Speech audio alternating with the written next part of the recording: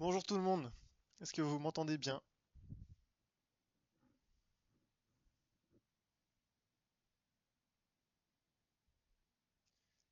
Salut, salut, salut, impeccable. Ok, eh bien bonjour à tous. Ça faisait un petit moment que j'avais pas fait de live et aujourd'hui on va en faire un sur la pagination en Python. On va voir ce que c'est. Alors là on va l'appliquer en Python, mais c'est surtout quelque chose que vous pouvez appliquer, vous pourrez appliquer, vous devrez appliquer en entreprise puisque c'est vraiment très important et vous allez comprendre pourquoi.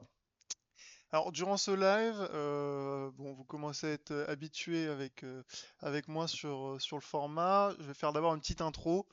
On va voir les différents types de pagination avec des exemples. À chaque fois, on va illustrer, on va coder pour que vous compreniez ce qui est dit tout simplement. En Python, on va faire tout ça. Ensuite, je vais vous donner une liste de bonnes pratiques et de pièges à éviter. euh, Puisqu'il y a quand même certains pièges, même si c'est très pratique, il y a certains pièges qu'il vaut mieux éviter. Et enfin, vous en avez l'habitude, on fera un petit caout sur tout ce qui a été dit avec une dizaine de questions. On est parti. En commençant par le commencement, j'ai envie de dire qu'est-ce que la pagination? C'est tout simplement le fait de découper un ensemble de données en pages. Voilà, en pages entre guillemets.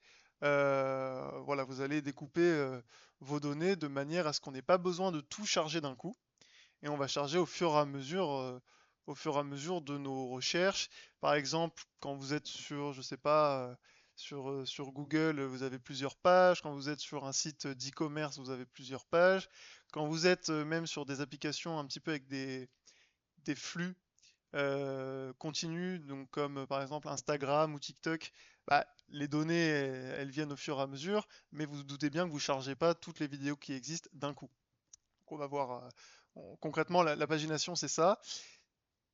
On garde uniquement une portion des résultats et on évite de tout charger d'un coup. Ok, jusqu'à là, c'est bon. Alors à noter que si vous êtes étudiant en Alberton et que vous êtes en C27, vous devriez avoir fait le projet pagination, donc normalement vous devriez voir de quoi on parle. Mais si jamais vous n'avez pas encore vu ce que c'était, pas de souci. Le live s'adresse vraiment à tout le monde. Ensuite, donc, pourquoi paginer? Quel est l'intérêt de paginer? Quelle plus-value ça peut apporter sur votre code ou dans votre application? Eh ben d'abord, ça va optimiser les performances de votre appli, de votre solution. Puisque forcément, si vous ne chargez pas tout, vous vous doutez bien que ça va être plus rapide. Ensuite, vous allez réduire l'usage mémoire et réseau. Vous allez améliorer l'expérience utilisateur, évidemment.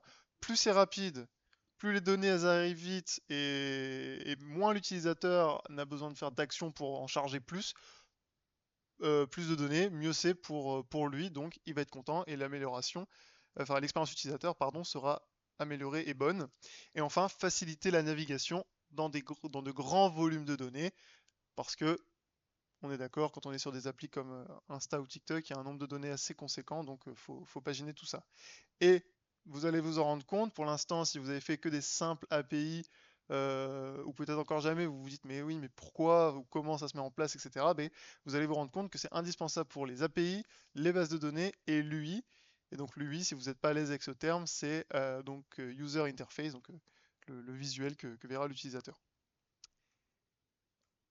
Ensuite, des cas d'usage, j'ai déjà un petit peu commencé à en parler juste avant, mais on utilise la pagination dans les API REST pour des listes d'utilisateurs, des listes de produits. Euh, dans toutes les API REST, donc Representational State Transfer, hein, d'accord, celles qui communiquent via HTTP. Interface web paginée, donc tous les sites, comme je disais, d'e-commerce, les dashboards, les moteurs de recherche. Vous avez tous déjà cliqué sur aller voir la page 2. Donc voilà. Base de données, requête SQL. On va voir qu'on peut faire ça avec limit offset. Alors on va pas faire de SQL là dans nos exemples. On utilisera un fichier CSV, mais je vous donnerai quand même un exemple de requête SQL avec limit et offset. Des scripts Python qui traitent des gros fichiers. Là, c'est ce qu'on va faire. Alors ce sera un petit fichier pour l'exemple, mais on peut faire ça avec des fichiers CSV, des fichiers JSON, des logs, donc des journaux.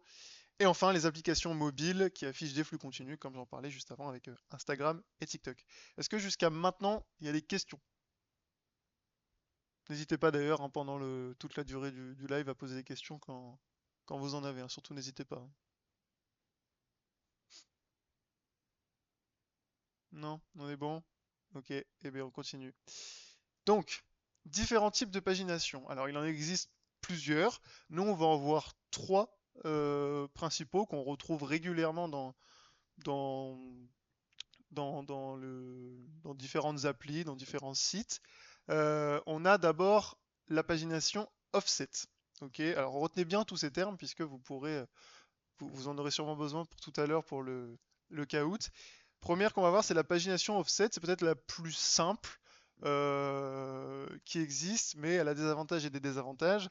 Concrètement, la pagination offset, elle consiste à récupérer les lignes à partir d'un index, donc c'est le fameux offset, et jusqu'à une limite. Donc par exemple, au tout début, vous allez, si vous voulez faire des pages de 5 données en 5 données, eh bien vous allez commencer avec les premières lignes, vous allez limiter à 5, puis pour la suivante, vous allez partir de donc la sixième donnée, limiter à 5, etc. etc. C'est ça le fameux offset. Donc là, dans notre exemple, on a des pages de 10, on décale de à la 20e, etc. etc. Donc ça, c'est un exemple basique de requête SQL pour faire de la pagination offset, d'accord? L'avantage principal, c'est que c'est simple et intuitif. Comme vous le voyez, c'est simple, on décale à chaque fois. Par contre, les problèmes, c'est que c'est lent sur des gros datasets. Pourquoi? Parce qu'en fait, plus vous allez loin, plus vous avez des données, ça veut dire que plus vous allez aller loin, et donc ça va prendre du temps à charger.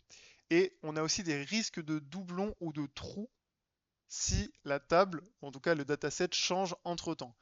Ce risque de doublon, des fois, peut-être que pour certains, il est facile ou plus difficile de comprendre et de visualiser.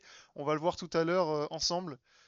Comment on peut avoir des doublons, et c'est-à-dire, ça veut dire quoi avoir des doublons, etc. Donc on va le voir que ça, c'est un gros désavantage. Et d'ailleurs, on va le voir tout de suite, puisqu'on va passer sur VS Code. Hop, on va passer sur VS Code. Alors, normalement, vous voyez tout bien. Euh, Concrètement, ici, donc j'ai préparé trois petits fichiers pour chacun des types de pagination. Ici, j'ai une petite liste de produits. Donc voilà, il faut imaginer que c'est un petit site d'e-commerce, d'accord? Donc vous voyez, on a un peu tout comme produit, on a un ID, on a un prix. Ok. Pas compliqué. Et donc ici, on va faire de la pagination offset, d'accord? Donc pour ça, je vais d'abord créer une petite fonction utilitaire qu'on va par exemple appeler load products parce qu'on va charger nos produits.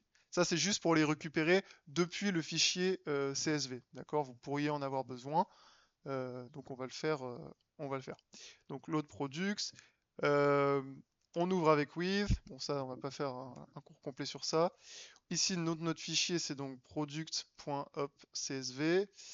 On l'ouvre as if, tac, on fait comme ça, et on va lire.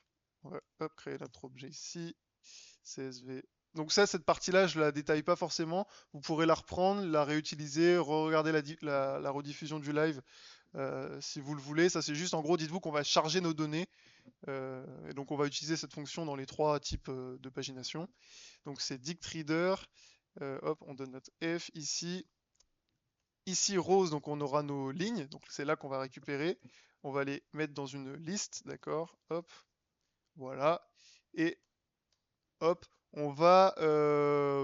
qu'on va faire, c'est que notre liste, on va la récupérer en triant par ID décroissant. Ok, ça va être pour le bien de notre exemple et de notre expérimentation.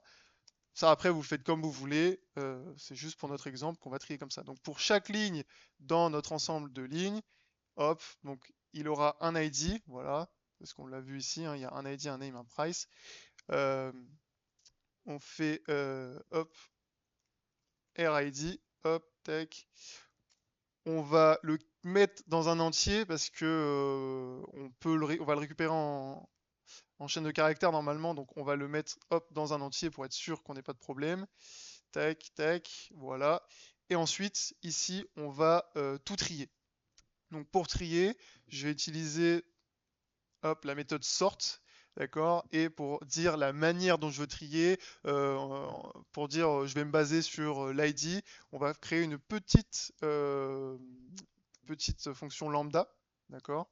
Si jamais vous n'êtes pas familiarisé avec, dites-vous que c'est une petite fonction voilà, anonyme. En général, quand c'est une toute petite action à faire, on peut mettre une fonction lambda, mais ça reste une fonction qui nous permet de réaliser une certaine action. Donc là, on se dit qu'on se base sur l'ID, hop, et j'ai dit qu'on le trie à l'envers, donc on va récupérer d'abord les ID les plus gros en premier, donc pour ça, on fait juste reverse égale true, d'accord? Et ensuite, hop, on return toutes nos lignes, donc return rows, d'accord? Hop, voilà. Donc normalement, si je mets, euh, je vais créer une variable product, et dedans, je vais faire, hop, load product. Normalement, ça devrait fonctionner. On va vérifier avec un print product. Hop, pour exécuter, pour rappel, hein, Python 3. Offset, voilà, on regarde. Bon, là, vous avez vu, tout a l'air de fonctionner. ID 20, name, laptop, price, nanana. Vous voyez, ici, tac, chaque objet, ça correspond à une ligne dans notre CSV. Ok, ok. Notre fonction, elle marche. Et est-ce qu'elle trie bien dans l'ordre décroissant? On part de l'ID 20, 19 et on finit au 1. Donc, ça a l'air de fonctionner. Ok, notre fonction utilitaire, on est bon. Le print, c'était juste pour vérifier que ça marchait. Maintenant, on va paginer. Alors, là, vous êtes d'accord, c'est une toute petite base. Enfin, il n'y a que 20 données dedans. Vous vous doutez bien que sur un site d'e-commerce, il y a un nombre de produits énorme, un nombre de références énorme. Donc, là, pour l'exemple, il n'y en a pas beaucoup. Donc, on va faire des pages... on va faire des pages de 2. Ouais, on va faire des pages de 2. Non, on va faire des pages de 5. Voilà, comme ça nous fera différentes pages et on pourra bien voir l'exemple. Donc pour ça, on va créer notre petite fonction, on va l'appeler paginate offset. Voilà, paginate offset. Et qu'est-ce qu'elle va prendre en paramètre? Elle va prendre donc nos produits, nos items. Elle va prendre notre page et la taille d'une page. Voilà. Donc là, nous, par défaut, on va la mettre à 5. Ok, tac. On met la page à 5. Et là, on va calculer l'offset. Alors, l'offset, ça veut dire on part de d'où concrètement. Alors, au tout début, on va partir de quel offset selon vous? Lors de la première requête. En fait, dès qu'on arrive sur la page 1, l'offset, il va être égal à combien selon vous? Dans le chat. 1.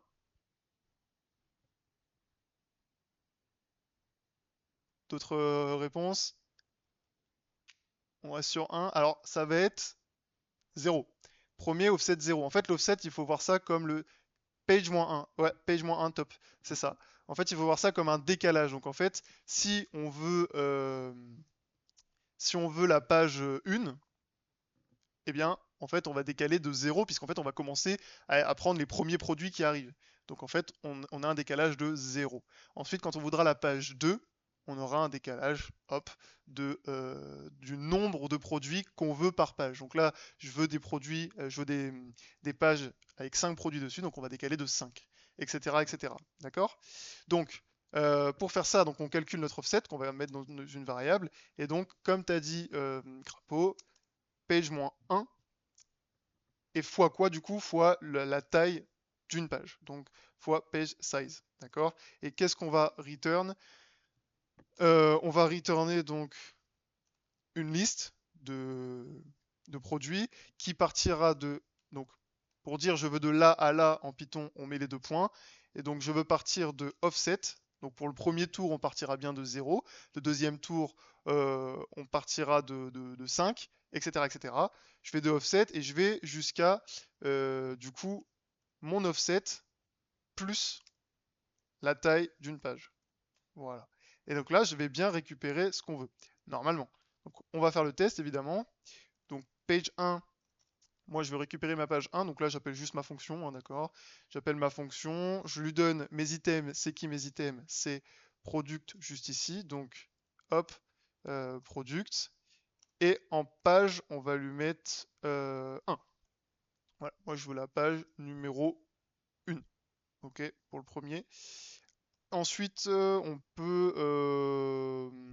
On peut faire même la page 2 tout de suite. Allez, on va faire la page 2 et on va regarder ce qui se passe. Hop. Donc là, toujours product, mais cette fois-ci, je veux la page 2. Voilà. Là, normalement, on est bon. Et là, on va faire des petits prints pour vérifier que ça fonctionne bien. Donc, page 1, tac. Et ici, je vais faire... on peut faire une boucle dans une liste pour que ça s'affiche bien. Ouais, on peut faire... Hop, je vais afficher les ID. Je vais afficher que les ID des produits, sinon ça va être, ça risque de pas être digeste l'output pour le live. Donc for P in page 1. Hop, page 1 aura normalement tout bien récupéré. Et ensuite pour la page 2, hop, on fait la même chose.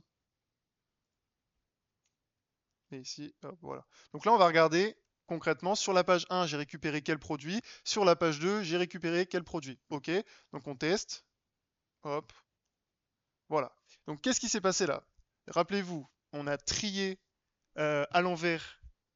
Donc en gros, on a récupéré les produits avec le plus gros ID en premier. Et donc sur la page 1, j'ai demandé des pages de 5. On regarde, il y a bien 5 éléments par liste. D'accord? Donc on est bon. Je commence bien au 20, 19, 18, 17, 16. Ok, impeccable. Et sur la deuxième page, j'ai les produits 15, 14, 13, 12, 11. Donc on est bon, ça a l'air de fonctionner. Est-ce que quelqu'un pourrait me dire dans le chat quel problème j'ai évoqué tout à l'heure qu'on peut rencontrer avec la pagination offset et que j'ai dit qu'on allait le voir ensemble? Est-ce que quelqu'un se souvient? On va l'étudier ensemble. Le risque des doublons. Exactement. Exactement, exactement. Donc, on va regarder ce qui se passe avec les doublons. Imaginez, là, vous êtes sur votre site, ok, vous êtes sur la... Hop, vous chargez la page 1 des produits. Ok, super. Vous avez du coup les produits 20, 19, 18, 17, 16. Impeccable. Vous l'avez chargé, donc vous avez les produits. Mais entre-temps, avant que vous alliez sur la page 2, les administrateurs du site, ils vont rajouter un nouveau produit qui aura l'ID 21, du coup, disons. Il va avoir l'ID 21. Ils le rajoutent dans le dataset, dans la base de données. Ok, qu'est-ce qui va se passer? Donc, ben, on va le simuler. Ok, donc là, on calcule la page 1. Ensuite, une fois qu'on a calculé, on va insérer un nouveau produit dans notre liste de produits. Donc new product égale hop, hop, pardon. On va mettre donc un ID, on avait dit, voilà, c'est un nouveau, hein, donc on va mettre un ID à 21, ok. Name, vous pouvez l'appeler, on s'en fiche, new laptop, par exemple, voilà, il y a un nouveau PC qui est arrivé au prix de disons 250, 250, voilà, hop, voilà.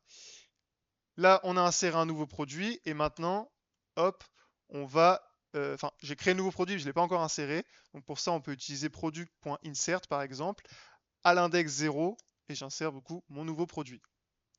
On fait comme ça, voilà. Là, donc, qu'est-ce qu'on fait? Qu'est-ce qui fait notre programme? On récupère la page 1, le contenu de la page 1, d'accord? On insère un nouveau produit qui, en fait, va s'insérer sur la page 1. Sauf que moi, je l'aurais déjà chargé, ma page 1. Et ensuite, on va sur la page 2. On fait le test. Hop. Et là, regardez ce qui s'est passé. Notre utilisateur, il est allé sur la page 1. Du coup, il a eu les produits 20, 19, 18, 17, 16. Et ensuite, il est allé sur... Il a cliqué, imaginons, hein, c'est de l'imagination. Il va sur la page 2 du site. Et là, regardez, le produit 16 réapparaît. Donc là, ah, c'est chiant. C'est chiant pourquoi? Parce qu'en fait, là, c'est que pour un produit. Mais imaginez si j'avais inséré 5 nouveaux produits. Bah, ça aurait été chiant. Donc, on aurait eu encore plus de doublons. Donc, vous avez vu, hop, là, le doublon, il apparaît. Est-ce que c'est clair pour tout le monde? Est-ce que vous voulez que je réexplique? Vous voulez que je refasse pour l'offset avec ce problème de doublon? Donc, vous avez vu, ça peut être pratique. Mais si on insère des données un peu n'importe quand, on peut avoir ce doublon, ou à l'inverse, si on supprime, on peut avoir un système on peut avoir des trous dans nos données. Est-ce que c'est clair pour tout le monde? N'hésitez pas à me le dire si c'est pas le cas.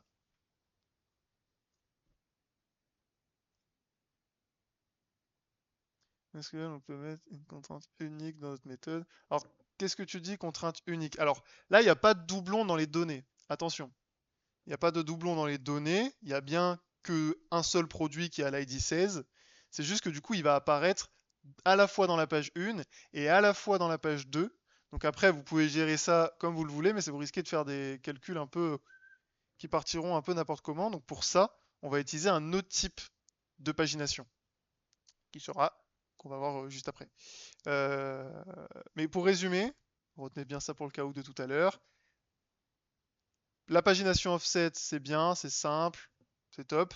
Mais est-ce que c'est fiable? Pas vraiment, parce que si on insère des données entre temps, et ben après on fait face à des doublons. On peut même, imaginons, hein, insérer même ça, hop, on peut insérer ça, new product. Bon, c'est pas propre de faire comme ça, mais on le fait, voilà. On va le faire comme ça, on teste, et hop, vous avez vu, là, vous avez le 17 et le 16 qui apparaîtront, mais ils apparaîtront aussi sur la page 2. Donc imaginez, vous êtes sur votre site et vous allez sur la page 2, vous tombez sur les mêmes produits, vous allez vous dire, mais c'est quoi ce bazar? Donc, attention lors de l'utilisation. On va passer à une autre. Hop, on va repasser sur le diapo. On va passer à un autre type de pagination, c'est le cursor. Est-ce que vous avez déjà entendu parler du cursor? Je crois que dans les projets, on vous en parle pas de celle-ci, mais elle va être intéressante. Non, ça vous dit rien? Alors, comme pour l'ORM, non, pas vraiment. Là, en fait, c'est que vous allez avoir un système du curseur pour vous souvenir, entre guillemets, de où est-ce que vous vous êtes arrêté et reprendre après. En gros, donc c'est un autre type de pagination qui va récupérer les éléments après un curseur opaque. Alors quand on dit opaque, c'est on va volontairement faire exprès que l'utilisateur ou n'importe qui ne puisse pas forcément comprendre ce qui se passe derrière. C'est volontaire. C'est justement un des points de la pagination curseur. Donc on va avoir un curseur opaque qui va être fourni par l'API. Donc vous allez voir, on va le faire ensemble là. Un exemple, par exemple, bah, vous faites un get et cursor égale ABC 123. Et en fait, vous, dans votre système, dans votre système derrière, ABC 123, on saura à quoi ça correspond et du coup, on saura quelle partie vous donnez après. Ok. Donc le curseur à noter, il est bien généré par l'API. La notion de page 1, page 2, page 3, elle n'existe pas avec le curseur. Ok. Et là, l'avantage, c'est que c'est très stable, même si les données sont ajoutées ou supprimées. Ok, contrairement à l'offset qu'on a vu juste avant. Donc, on va faire comme tout à l'heure sur VS Code. On va repartir dessus. Hop. On va repartir dessus et on va refaire on va faire la démonstration. D'accord? Donc, pour ça, on va importer base 64. Alors là, en gros, si vous voulez, notre curseur, on va juste l'encoder en base 64. Ça, après, on l'encode comme on veut. Là, c'est juste pour l'exemple. C'est de manière à le rendre un peu opaque. C'est juste un exemple, hein. Ok, on va créer une petite liste de produits. Là, on va juste avoir besoin des ID, donc on va pas se prendre la tête. On va, hop, on va créer ici une liste. Et pour chaque liste, on va faire, hop, ID de point i du coup, hop, for i in range. Donc on va en faire 22, on va en faire, une vingtaine. Hop, on va partir de 1 jusqu'à 22. Hop, tac, voilà. Donc là on a notre liste de produits, d'accord. On vérifie juste que ça fonctionne normalement, tac.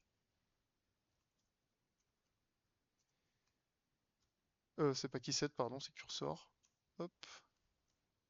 Voilà, là on regarde, hop, on a 21 produits. Ok, on est bon, on a nos produits, ok. Donc ça c'est notre petite liste, hein. Prenez-vous pas trop la tête avec ça. On va définir une constante, tiens. On peut définir ce qui peut être des bonnes pratiques souvent, en disant que on veut des pages de 5 toujours, on va rester sur des pages de 5 éléments. Et donc là on va créer plusieurs fonctions. On va créer une fonction qui permet d'encoder, ok. On va encoder un ID, parce que vous avez vu là il n'y a que les ID. On va les encoder en curseur opaque, ok. On va créer du coup une fonction qui permet aussi de décoder, ça va de soi. Et après, on va faire la fonction qui permet de retourner la page. Ok, mais du coup, notre fonction, elle va retourner et la page, donc les éléments dans la page qu'on souhaite avoir, et le curseur qui permettra d'avoir justement la prochaine. D'accord. Donc, on fait d'abord la fonction d'encodage, donc encode cursor par exemple, on va prendre le dernier ID. Vous allez comprendre pourquoi le dernier ID juste après. Ok, ça pareil, retenez-le pour le count. Donc là, on va faire appel du coup à notre base 64. On va encoder, hop, c'est 64, hop, pardon, c'est B64 en code. On va l'encoder. Étant donné que notre ID ce sera un entier, on va le passer en str pour être sûr. Enfin, il faut le passer en str d'ailleurs. Point hop. Ensuite, c'est point encode, point décode normalement. Point encode, hop, point décode. Pareil, on va pas s'étaler là-dessus, sur cette partie d'encodage. Dites-vous juste qu'on va transformer l'ID en un curseur opaque, donc qui ne ressemblera pas à un ID. Ce ne sera pas un nombre, ce sera une suite de caractères qui ressembleront pas du tout à un nombre. Si on a fait l'encode, on va aussi faire le décode. Voilà, évidemment, parce qu'on n'aura pas l'air bête sinon. Hop. Donc décode, on prend toujours... Bon là, c'est pas un ID au final, on va prendre le curseur, puisque nous, le but, c'est de décoder le curseur, d'accord? Et ici, hop, on va le remettre en entier, puisqu'il va nous arriver en... quand il va arriver, ce ne sera pas un entier. Et donc base 64, point, cette fois-ci B64 décode. Qu'est-ce qu'on décode? On décodera notre curseur, ok, vous allez comprendre. Et on va faire hop, point décode. Voilà, normalement, là on est bon. Là, on a nos fonctions d'encodage et de décodage. Donc, on peut faire notre fonction qui va permettre de paginer et donc de récupérer la page. Cette fois-ci, ça va être une fonction, on va l'appeler hop, getPageCursor, voilà, pour pas qu'il y ait d'ambiguïté. GetPageCursor. Et donc, en paramètre, il va prendre plusieurs choses. De 1, le cursor, pour qu'on sache où est-ce qu'on s'était arrêté avant et à partir d'où on reprend, d'accord? Par défaut, pour la première page, on le mettra à none, d'accord? Hop, on a ici la page qu'on souhaite avoir. Ok, non, pas pour celui-là, on a la page size. Voilà, on a la page size, pardon, et qui par défaut sera égale à 5, mais vous pouvez mettre à ce que vous voulez selon la taille de vos données, bien évidemment. Ok? Là, on est pas mal. Et qu'est-ce qu'elle va retourner, celle-ci? Elle va retourner, cette fonction, la page. Donc elle va retourner nos données qu'on a demandé de la page de la bonne page et le curseur pour accéder à la prochaine page. Ok? Donc, première vérification qu'on fait, on va vérifier si le curseur il est none. Si le curseur il est none, qu'est-ce que ça veut dire? Je vous le demande dans le chat. Selon vous, si vous avez bien suivi.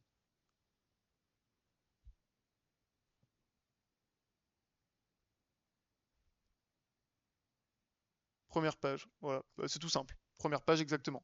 Donc, si c'est le cas, notre page, tout simplement, on va dire que c'est nos produits du début jusqu'à, il faut s'arrêter, hein, jusqu'à la page size. Voilà. Donc, si on veut les 5 premiers, ça va nous retourner du début jusqu'au 5e. Ok? Donc, voilà. Ça, ce sera notre page. Sinon, si jamais le curseur il est pas none, hop.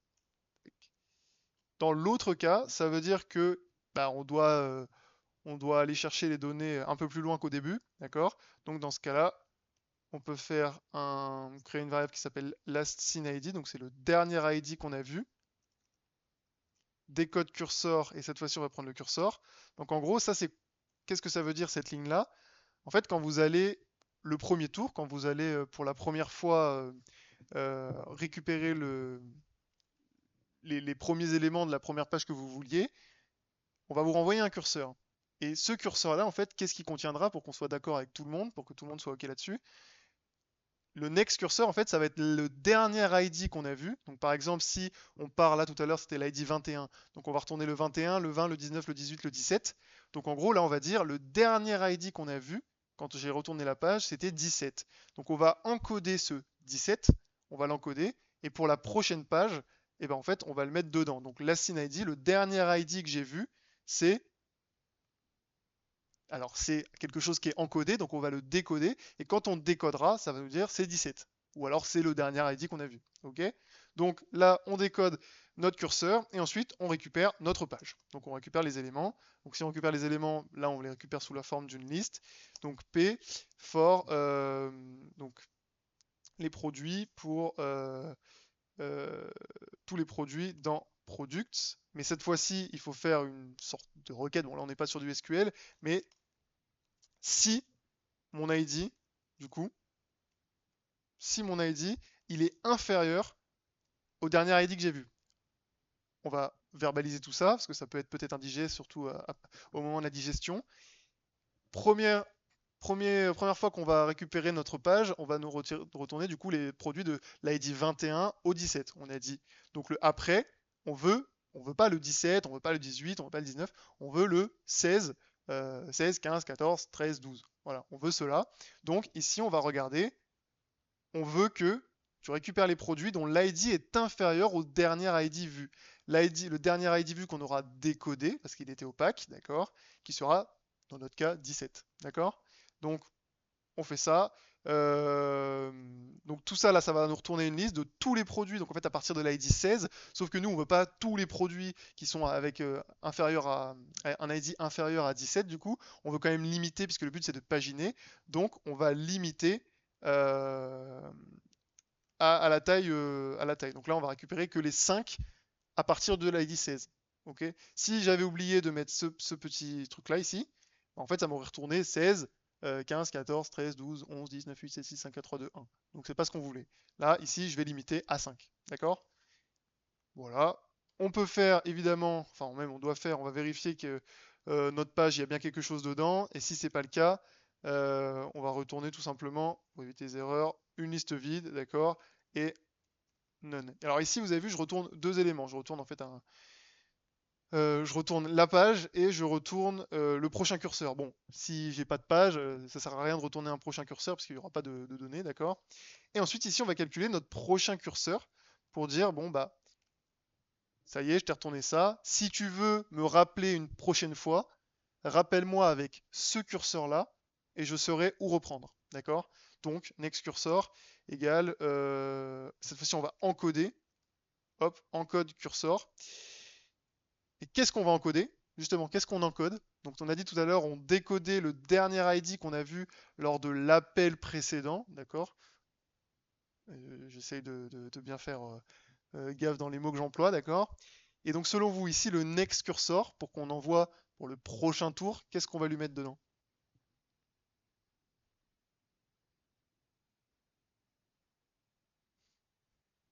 Page, alors on va lui mettre page, ça c'est sûr, mais on va pas lui encoder toute la page. Nous on encode juste un truc. On a dit que notre cursor c'était un ID qu'on rendait opaque. L'ID après, alors pas l'ID après, c'est le dernier ID de la page qu'on renvoie. Donc la page qu'on renverra c'est page ici. Donc on va renvoyer le dernier élément. Alors en Python c'est super simple. Vous faites page-1, ok, et vous avez récupéré le dernier élément. Vous avez récupéré le dernier élément et donc notre dernier élément c'est l'ID qu'on veut du dernier élément. Là ici vous allez donc avoir votre prochain curseur. Et donc dans notre fonction de return, on return notre page, donc ça contiendra tous nos produits et le curseur. Ok. Voilà, ça c'est notre fonction. Notre fonction. Elle est bon, elle est bonne. On va vérifier ça. Donc on va faire comme tout à l'heure. On va l'appeler une première fois getPageCursor pour récupérer les premiers éléments. D'accord. Euh, hop. Là normalement c'est bon. Tac.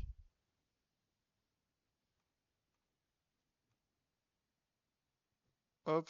Ouais, on va faire ça. Donc on va faire page 1, virgule. Alors cette fois-ci, je mets deux variables, puisque vous avez vu, là, je retourne deux choses. Donc il va falloir mettre ce retour-là dans page 1 et next cursor dans une variable qu'on va appeler cursor 1 pour notre exemple. Donc cursor 1 égale, donc j'appelle ma fonction. Et je l'appelle avec quel paramètre? Bah ici, j'ai besoin de l'appeler avec aucun paramètre parce qu'en fait, on n'a pas de curseur puisque c'est notre premier appel. Par défaut, ici, il est à none, donc on n'aura pas d'erreur.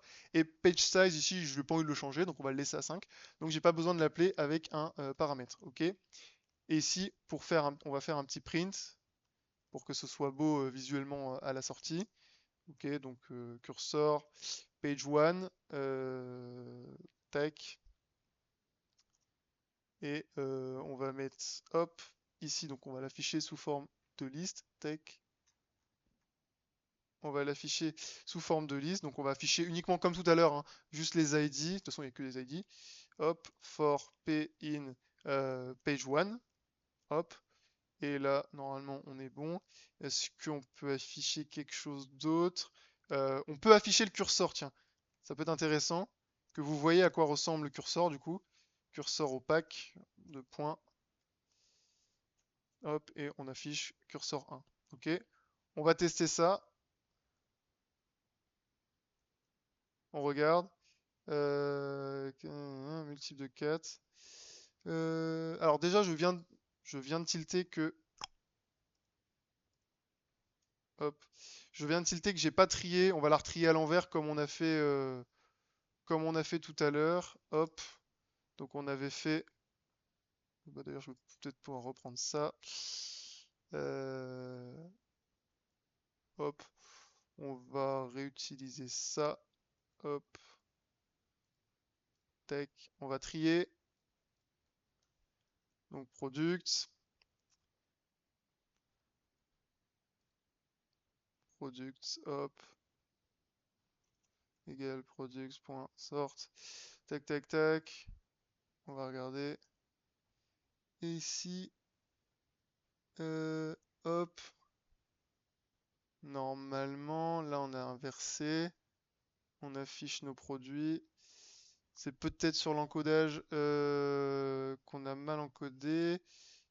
Je vérifie. Tic, tic. Là, on prend le last ID qu'on encode et qu'on redécode. Là, ça me semble bon. Non-type is not subscriptable. Hop. À mon avis, tu fais un return B64 décode sur la fonction encode. Oui, alors ce décode-là, il est normal. Là, ce décode-là aussi, il nous le faut. Donc ici, si notre curseur il est none, on a dit qu'on récupérait le début. Ensuite, là, on récupère l'ID, on décode notre curseur. Page, là, on récupère nos produits. Si PID est inférieur à la scene ID, page size. Si notre page, on retourne ça none. Et ensuite, on fait le next cursor en code page-1 de ID. Tech for P. Donc là, en PID for P in page 1. Tac. Je regarde juste pour qu'on débug ça. Ce qui pose problème, c'est cette ligne page size. If cursor is none. Page size, normalement, on l'a bien mis. Non-type. Tac. Normalement, on a bien mis le curseur à none. C'est plutôt en code B64. Ah, celui-ci, d'accord. Non, si, totalement. Bien joué, Crapaud, non. Totalement, je sais pas pourquoi. Hop. Donc déjà, il y avait le encode ici. Et là, on a toujours un petit bug. Bien vu, Crapaud, pour celui-là. On regarde si notre curseur, il est none. Produit, pass size, last in ID. On décode. Là, on est bon. Page. Là, on récupère for P in product. Si le PID est inférieur au last in ID, on a dit que ça, c'était bon. Mais là, c'est cette partie-là qui lui plaît pas. Page product jusqu'à la page size.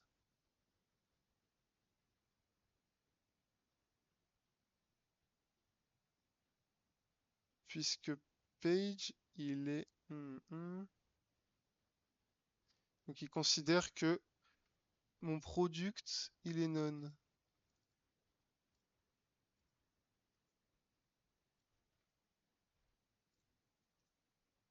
Hop. Alors oui, c'était parce que ici, c'était... Non, bah c'était ma fonction ici qui marchait pas, oui. c'est vrai totalement.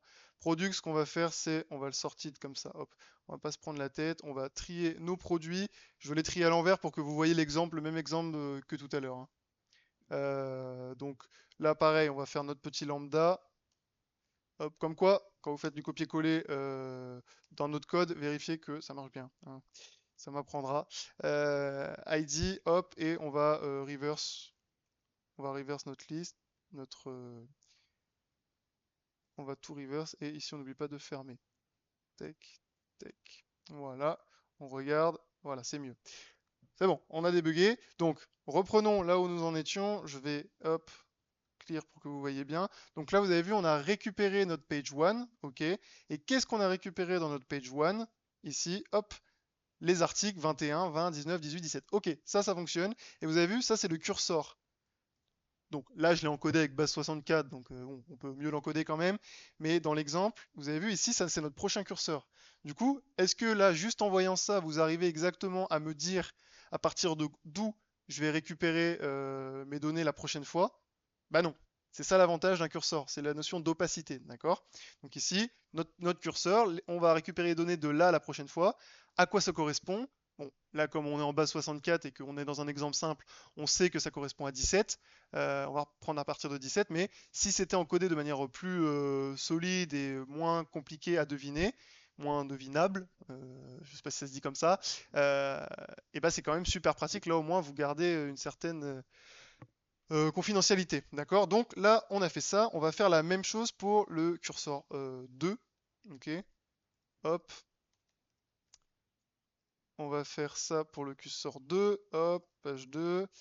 Get page cursor. Alors cette fois-ci, faut lui donner un curseur, donc cursor 1 qu'on a créé juste ici et qui est en fait égal à mtc égal. Ok? C'est égal à ça. Là, hop, on affiche ça. Et ici, on affichera le curseur 2. Hop, on lance. Voilà. Donc là, vous avez vu, premier rappel, j'ai 21, 20, 19, 18, 17. Ensuite, j'ai 16, 15, 14, 13, 12. Et là, c'est le prochain curseur. Bon, jusqu'à là, vous allez me dire, ok, c'est bien beau, Rémi, très bien, ça marche comme l'offset, mais rappelez-vous ce qu'on a dit, c'est que là, on va essayer de résoudre le fameux problème de doublon. Qu'est-ce qui se passe si j'ajoute une donnée entre-temps? Et bien, c'est ce qu'on va faire. Ici, on va ajouter une donnée. Hop, ajout d'un produit. Après avoir chargé la page 1, hein. C'est important de le mettre après avoir chargé la page 1 pour bien comprendre le bug, hein. Hop, enfin, c'est pas un bug, mais le problème.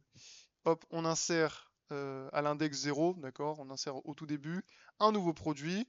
Je vais volontairement lui donner un ID, on peut lui donner l'ID de 22 par exemple. Allez, hop, l'ID de 22, là je l'insère, tac, on exécute, hop, et là qu'est-ce qui s'est passé? Eh bien le 17 il s'est pas retrouvé à l'autre bout sur la page, ah d'ailleurs c'est page 2, hop, on va faire des sorties propres quand même, hop, voilà. Sur la page 1 j'ai 21, 20, 19, 18, 17, et sur la page 2 j'ai 16, 15, 14, 13, 12. Vous avez vu? Là, peu importe que j'ai ajouté des données entre-temps ou non, on s'en fiche. Moi, j'avais mon curseur, c'était celui-ci, qui m'a dit tu reprends ici. Peu importe ce qui s'est passé entre-temps, tu reprends là, basta. Ok? Donc, ici, on n'a pas le problème de doublon. Donc, en comparaison, hein, pour rappel, on peut faire appel à offset. Voilà. Pour rappel, un offset, vous avez vu, on avait ici un doublon. 17, 16, 16, 17. Ok? Là, on décale pas. C'est-à-dire là, on dit pas, on n'a pas un offset. En gros, depuis le premier élément, tu me décales de 5. C'est pour ça que là, on n'a pas système de doublon. Là, on est plus dans le, voilà, je t'ai renvoyé tes données, je me suis arrêté là. J'ai rendu opaque je me suis arrêté là, comme ça, il n'y a que le développeur et le système qui sait comment ça fonctionne. Mais en gros, je me suis arrêté là. Prochaine fois que tu m'appelles, on reprendra d'ici. Enfin, on reprendra du coup de l'ID juste après. Ok? Est-ce que c'est clair pour tout le monde ce curseur? Cette pagination de curseur. Alors on peut retrouver différentes choses, différents systèmes. Je crois que si je dis pas de bêtises, c'est par exemple l'API de YouTube ou l'API de GitHub qui doivent utiliser peut-être du cursor. Enfin, je travaille pas chez eux, mais il y a moyen. Parfois, on peut retrouver aussi des flux infinis, ça dépend. Mais voilà. Là, ce qu'il faut retenir en tout cas pour le cursor, c'est qu'on a la notion d'opacité. Le but, c'est de rendre opaque le curseur. Comme ça, on ne sait pas vraiment, là, quand on regarde que, si on voit pas le code, bien sûr, bah, on se dit, ok, bon, bah, il reprend après MTC, on sait pas quand est-ce qu'il reprend, mais lui, le système, il sait très bien. Parce qu'il va décoder, il va faire son boulot, et il va reprendre au 16, et là, hop, on a évité les doublons. Ok. Amazon, dessus, ils utilisent pas le curseur. Ou alors, oui, bah, de toute façon, quand on a la notion de page, alors Amazon, je sais pas comment il fonctionne exactement, mais en fait, quand on a la notion vraiment de page 1, page 2, page 3, on peut utiliser l'offset. Voilà. Là, en général, le cursor et le keyset que je vous présente juste après, on est plus sur du keys, ouais, tout ce qui est un flux infini, on est ouais, sur du keyset ou du cursor. On retrouve souvent le même article de fin au début de l'autre page. Ah bah voilà, ça peut être dû à ça. C'est bien. Moi, ça donne un exemple concret. Merci, merci Crapaud.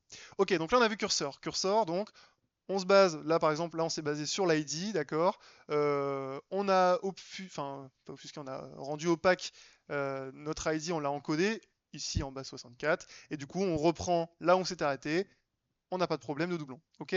Maintenant, je repasse rapidement sur Keyset. Alors Keyset, on va aller vite dessus parce que je pense que vous avez peut-être un peu compris le système.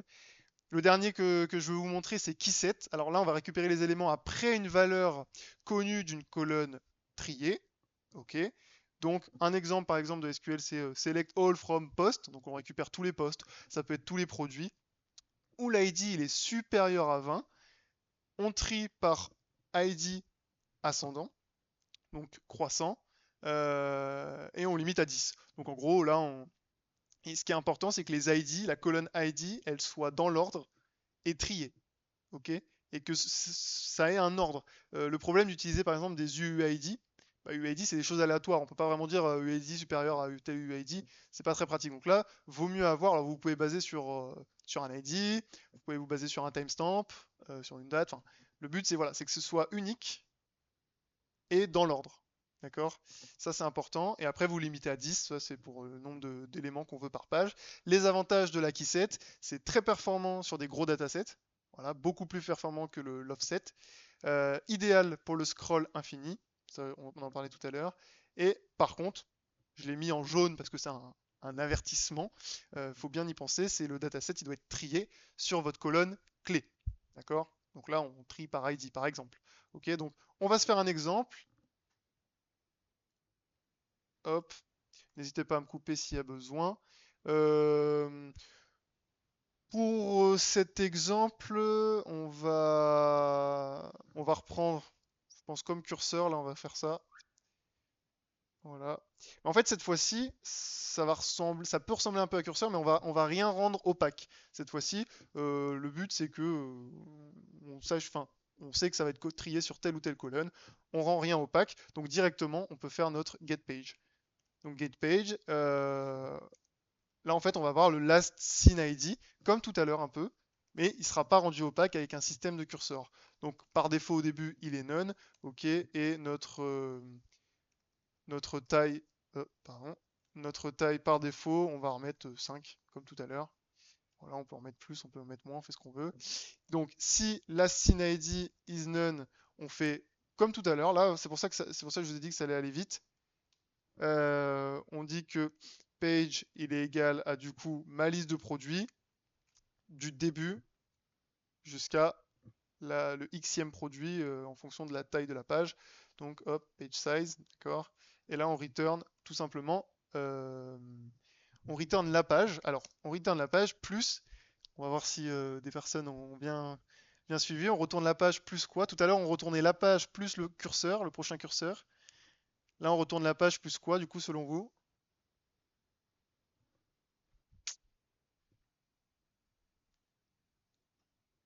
Plus l'ID, exactement. Tout à fait. Hop. Donc, pour récupérer l'ID, c'est simple, on fait comme tout à l'heure. On fait ça, on fait -1.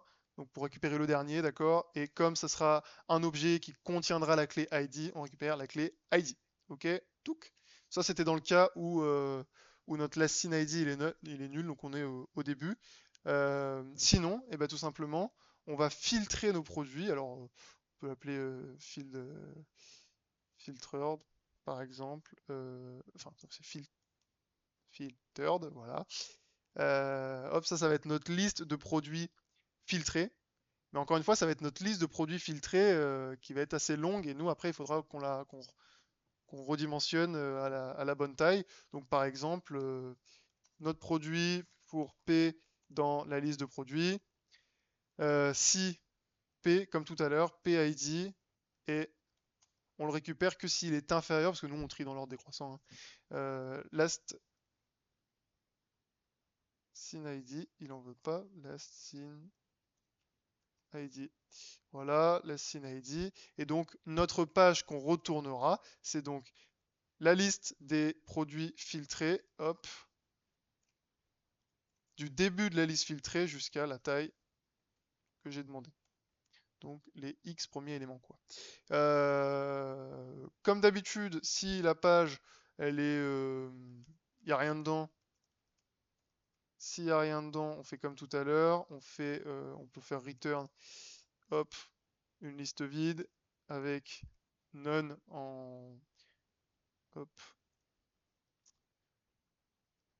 on peut faire hop none comme ça, et ensuite on va retourner nos éléments et on aura terminé la fonction. Donc là, je pense que vous voyez la chose venir. C'est pas très compliqué là. Hop, le prochain ID, donc on a dit c'était hop -1 qu'on récupère à la clé ID. Ok. On a notre fonction. Maintenant, on va la tester. Ok. Je pense même qu'on peut se permettre d'aller piquer ça. Hop. Ça, on fait juste après. Voilà. Hop. Tac. Voilà. Là, on va l'appeler key1, tech, key2. Restez bien jusqu'à la fin, on a bientôt terminé pour qu'on puisse faire le, euh, le count. Hop, hop, hop.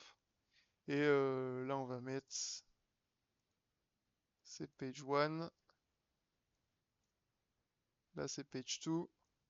Et du coup, on peut afficher la scene ID.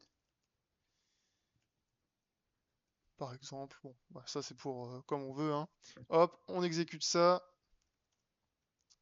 Python 3, c'est qui 7. Hop, on regarde P productif, PID. Oula, oui, il y a un in en trop là. P for, voilà. On regarde ce qui se passe. Donc 21, 20, 19, 18, 17, 16, 15, 14, 13, 12, on est bon. Et là, on va faire la fameuse introduction d'un nouveau produit entre-temps. Hop, product, products.insert 0. On va insérer un nouveau produit, donc on va mettre l'ID à 22.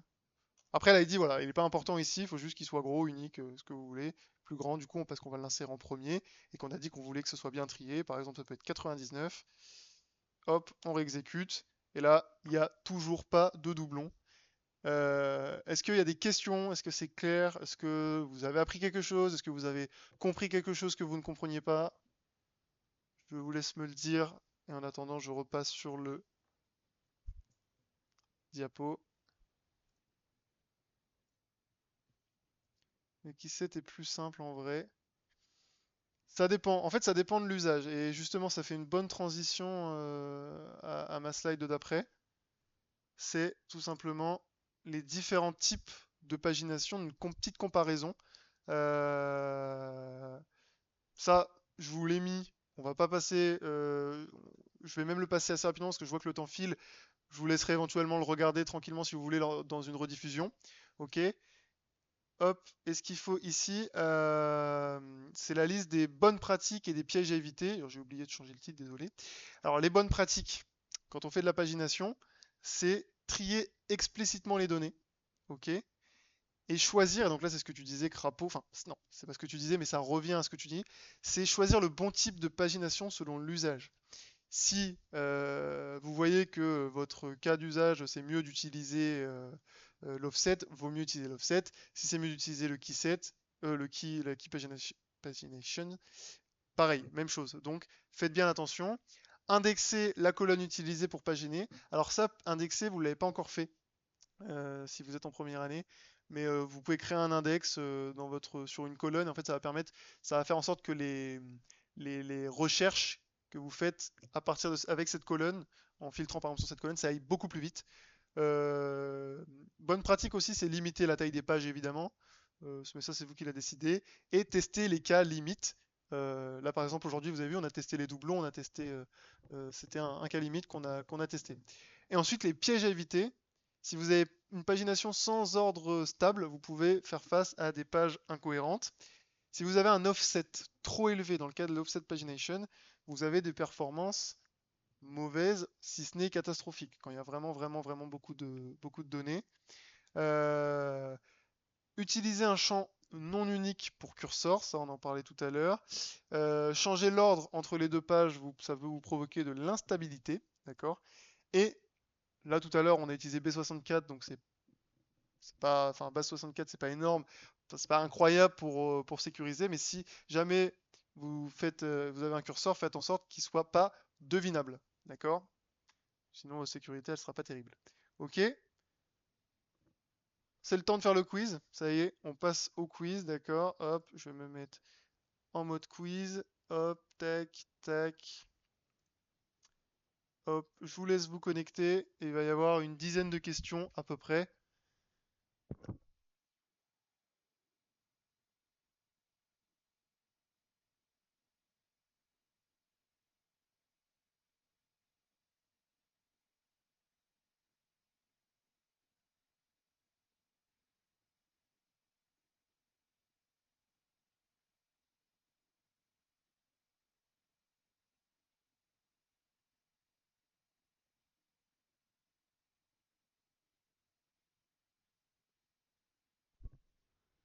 Je vous laisse encore quelques secondes pour vous connecter.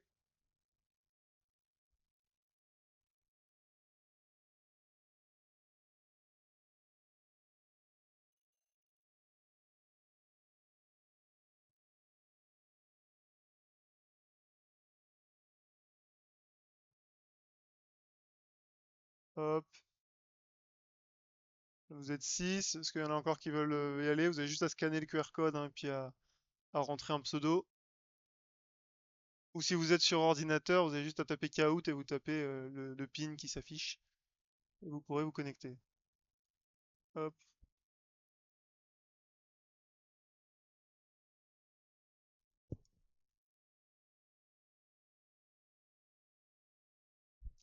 Ok, alors on va partir. Si jamais vous arrivez en cours de route, bah, vous pouvez en tapant le pin, hein. On est parti. Première question.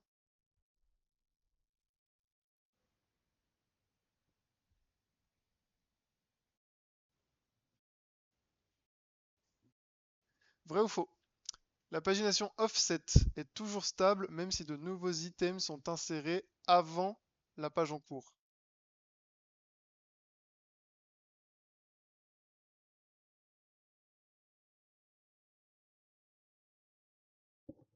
Effectivement, c'est faux. C'est faux. On l'a prouvé tout à l'heure.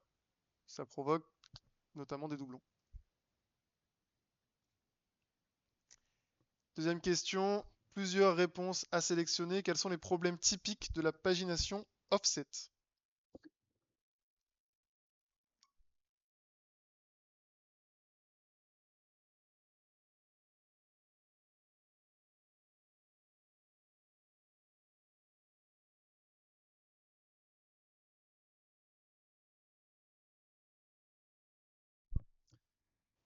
Bien joué.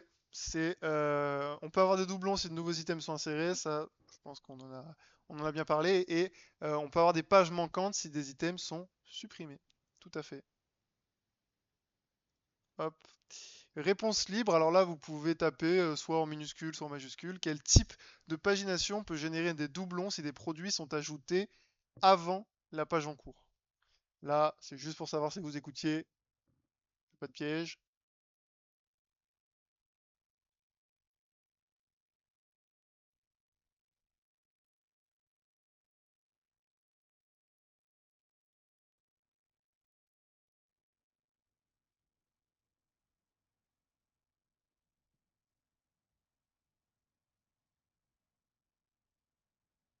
Alors, hop, ah bah tout le monde a tapé offset, magnifique.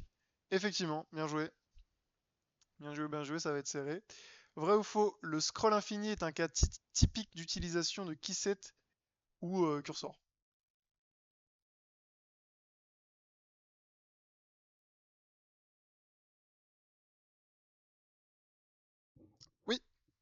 Oui, oui. La pagination offset est plus performante que keyset pour les très grandes tables.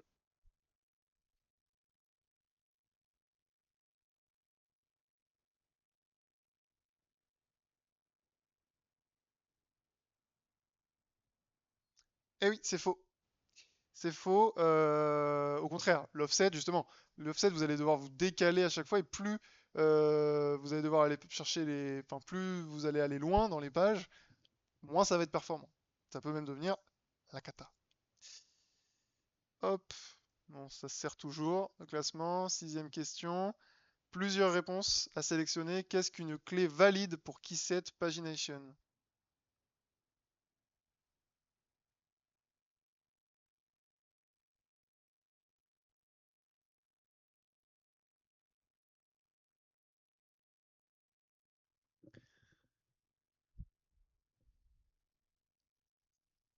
On a un peu de tout là.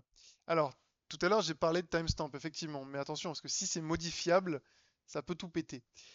Tandis que une date de création immuable, donc qui ne peut pas être modifiée, oui, là ça va pas provoquer de problème. Et ID qui s'auto-incrémente, comme on a vu tout à l'heure, c'est bon aussi. Et alors un UID aléatoire sans ordre, ça aussi j'en parlais, non. Réponse libre. Si une page contient 5 produits et le dernier ID c'est 17, quel ID servira de curseur pour la page suivante? Alors, l'encoder en base 64, hein, ça va de soi. Je ne vais pas vous demander de savoir encoder en base 64 de tête.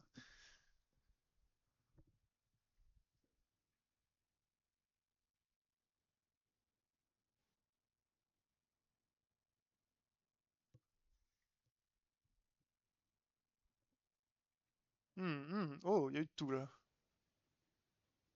Eh oui, c'est 17. Parce que rappelez-vous, on va prendre le dernier ID de la page en cours. Donc si notre dernier ID c'est 17, eh ben on va s'en servir de curseur pour l'appel d'après, pour récupérer les items de la page suivante. Et donc, euh, et donc on saura qu'il faut prendre tous les ID qui sont inférieurs ou supérieurs, après ça dépend comment vous y êtes pris, mais à 17. Voilà. Donc bien joué à ceux qui ont trouvé 17. Réponse libre toujours. Quel type de pagination utilise un token encodé pour masquer les informations internes? Pareil, minuscule, majuscule, peu importe.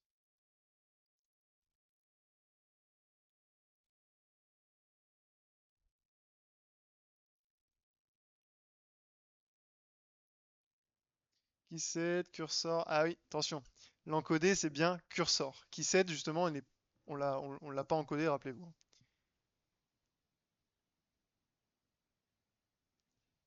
Hop, plus que deux questions.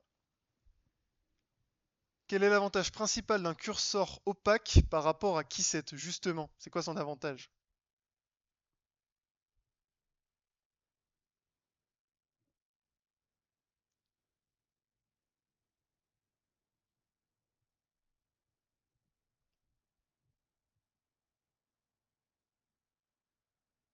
Hmm. Alors, effectivement, il permet de masquer les clés internes. L'avantage, c'est que vous avez vu tout à l'heure avec ce qu'on avait là, le curseur, on savait pas trop à partir de quand il reprenait. Donc ça permet de masquer les clés internes. Tandis que augmenter la performance SQL, non. Et empêcher les doublons, même si la table change, non. Non, non, non. C'est pas l'avantage principal d'un curseur par rapport à Keyset. Voilà. Dernière question. Et après, je vous laisse vaquer à vos occupations de futurs développeurs ou peut-être de développeurs en entreprise. Dans quel scénario la pagination Keyset ou curseur est préférable à Offset?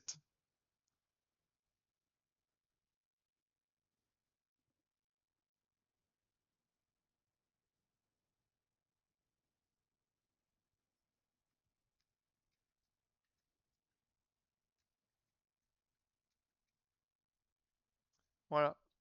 Bon, ça c'est un exemple, hein, mais si vous avez une timeline de flux, un feed dynamique, bon, là, oui, comme sur Insta, sur TikTok, peu importe. Et, euh, et si vous avez un gros catalogue e-commerce avec des insertions fréquentes, j'entends, ça peut être voilà, privilégié. Après, chacun est libre de faire ce qu'il veut. Ce qu'il faut, c'est que vous sachiez ce que vous faites et pourquoi vous le faites. D'accord? Voyons un petit peu ce classement. Hop, à la troisième place, nous avons Guillaume. Bravo Guillaume. En second, je ne sais pas qui c'est, mais bien joué. Et en première, Mathieu. Bien joué Mathieu. Voilà, bon. De mon côté, c'est fini. Est-ce que vous avez des questions? Est-ce que vous avez bien aimé? Est-ce que c'était compréhensible? Est-ce que c'était trop simple, trop dur? Bien à suivre aussi. C'est bien s'il y a un petit feedback et puis après je vous laisse filer. Y a pas de souci, Mathieu. Avec plaisir même. Pas de questions. Bon, impeccable. Trop bien. Voilà, bon. Évidemment, pas de souci, Crapaud. S'il y a besoin de revoir, de toute manière, vous pouvez déjà le revoir là une fois que je couperai le live en rediffusion. Il sera disponible aussi sur YouTube, sur la chaîne de l'école.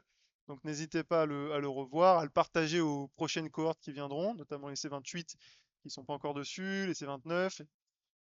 Partagez-leur. Et puis vous pouvez aussi revoir et vous entraîner un peu de votre côté. En 1 heure, on n'a pas le temps de voir énormément de choses, mais on en a déjà vu quelques exemples sympas. Et puis vous pourrez le refaire un peu chez vous. Ça peut être intéressant si vous travaillez sur d'autres codes un petit peu à côté des projets pour comprendre des notions. C'est très intéressant. Je vous remercie et je vous dis à la prochaine. Si on se revoit pas d'ici là, bonne fête de fin d'année. Salut et à la prochaine.